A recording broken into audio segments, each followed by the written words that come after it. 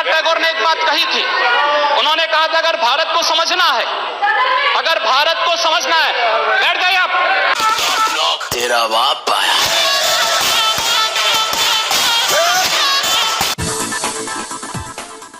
लोग मेरी उम्र के बारे में कह सकते हैं, मैं आदरणीय राहुल जी से 1 वर्ष छोटा हूं। खड़गे जी, राहुल जी यहां पर सदन में नहीं हैं, मैं उनसे 1 वर्ष छोटा हूं उम्र में, और मुलायम सिंह जी की पार्टी के कोई यहां नहीं है। अखिलेश यादव से 1 वर्ष बड़ा हूं।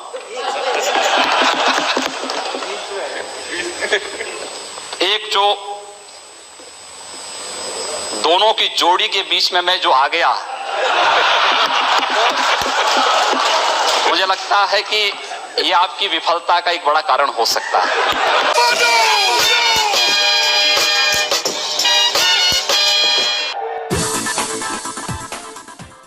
इन्होंने कावड़ यात्रा उत्तर प्रदेश के अंदर बंद कर दी थी, नहीं चलने देते थे, प्रतिबंध लगा दिया। डीजे नहीं बजेगा, शंख नहीं बजेगा, घंट नहीं बजेगा, घड़ियाल नहीं बजेगा, पंडाल नहीं लगेंगे।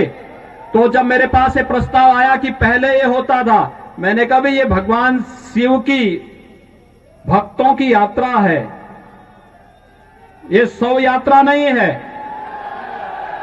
इसमें सब बजेंगे, इसमें डीजे भी बजेगा, शंख भी बजेगा, घड़ियाल भी बजेगा, नगाड़े भी बजेंगे, और इनके स्वागत की तैयारी जगह जगह करो और हेलीकॉप्टर से पुष्प वर्षा भी करते जाओ। तेरा बाप आया।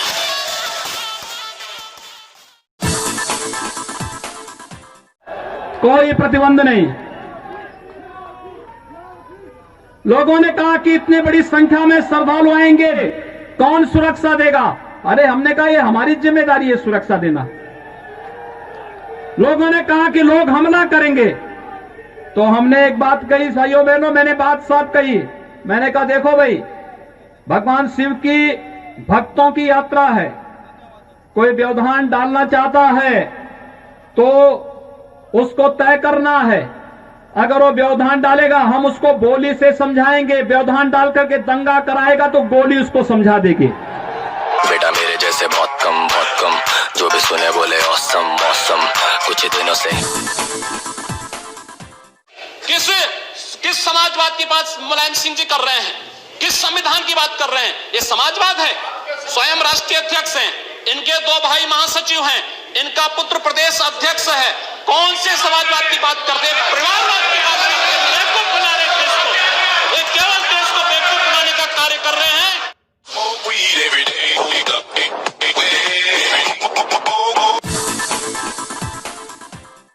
आप जब किसी जूठे बर्तन को साफ करते होंगे तो आप ये जानते होंगे कि आपके हाथ में कालिक लगेगी, लेकिन इसका मतलब ये नहीं कि उस कालिक को कोई अपने मुंह पे पोत ले। यहां का प्रशासन तो यही काम कर रहा है, इस गंदे और जूठे हाथों को। रुको जरा, सब्र करो, इसको हटाइए, और अगर इसको हटाओगे नहीं तो पाकिस्तान समर्थक तत्व बेमौत मारे जाएंगे, उनको कोई बचाने वाला नहीं मिलेगा। हम कहना चाहते हैं जिन्हें पाकिस्तान प्यारा है वे पाकिस्तान में जाएं,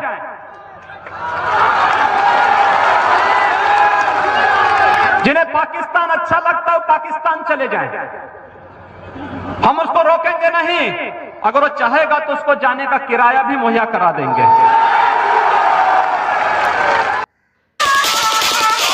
तेरा बाप आया।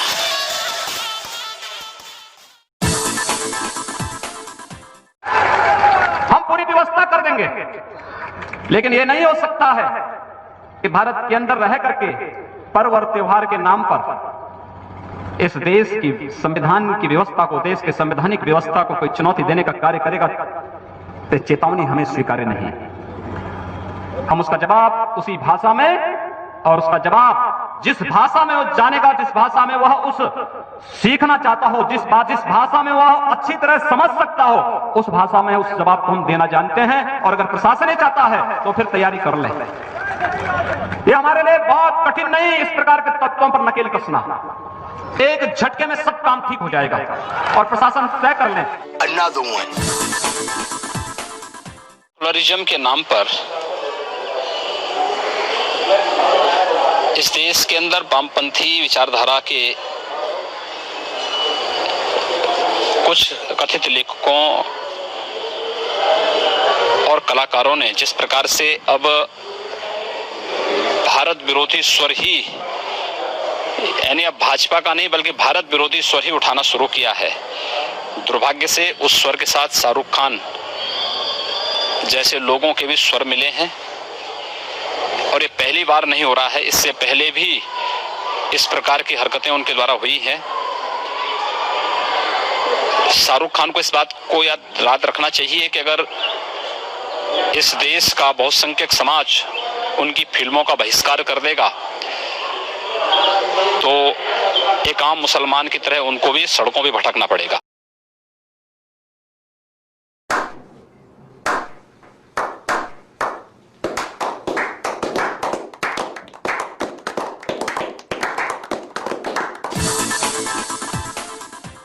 भारत को बदनाम करने वाले लोग अपनी वास्तविकता और अपनी औकात को भी समझेंगे। एक बार जामा मस्जिद के इमाम ने पाकिस्तान जाकर के देखा था, जब कुत्तों की तरह उसको दुत्कारा गया था वहाँ से, तो उसी प्रकार से यही हाल इनको भी होंगे। आतंकी ऐसा कह रहा है? मैं कह रहा हूँ ना, चाहे ये लोग आतंकी भाषा ही यहाँ बोल रहे हैं। मुझे लगता है शाहरुख खान की भाषा में और हाफिज सईद की भाषा में कोई अंतर नहीं है।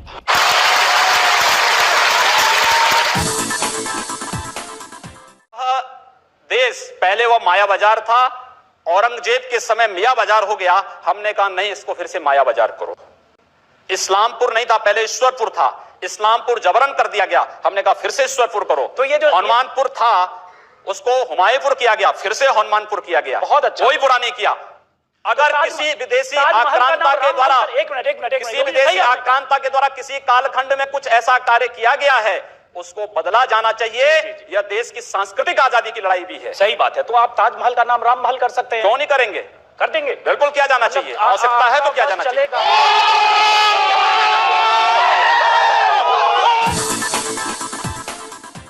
कोई मानव होगा तो उस मानव को आप ये मान सकते हैं कि आपने एक थप्पड़ मारा, आप दूसरा थप्पड़ भी सहन कर सकते हैं।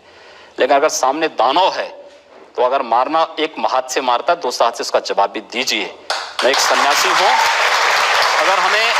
अगर हमें शास्त्र का प्रशिक्षण दिया गया तो शास्त्र के साथ साथ शस्त्र का भी। अगर हमारे हाथ में एक हाथ में माला है तो दूसरे हाथ में हम भाला लेकर के भी चलते हैं।